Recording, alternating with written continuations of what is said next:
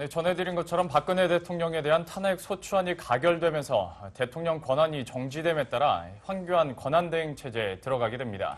네, 이에 따라 정부 부처들은 비상체제에 돌입하고 대응 방안 마련에 분주할 것으로 보입니다. 네, 취재기자 연결해서 자세한 내용 알아보도록 하겠습니다. 이재경 기자. 네, 이재경입니다. 예, 이제 황교안 총리는 권한대행 체제 또 준비를 해야 되고 정부 부처들도 대응 방안을 모색해야 할 텐데요. 현재 어떻게 진행이 되고 있나요?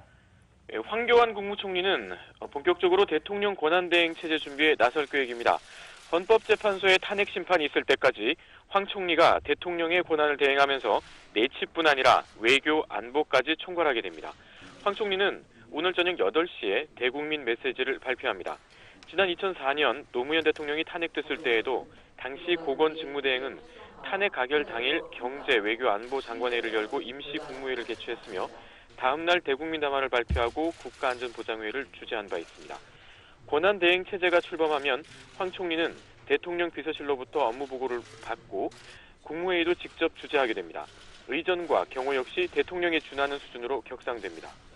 유일호 부총리 겸 기획재정부 장관은 정부 서울청사에서 기재부 간부들과 탄핵 과정을 TV로 시청하면서 대기했습니다. 유 부총리는 우선 기재부 간부회의를 통해 앞으로 대응 방안을 논의했습니다. 오늘 저녁에는 경제관계장관회의를 소집하고 범부처 차원에서 최근 경제 상황을 살펴보고 대응 방안을 마련하기로 했습니다.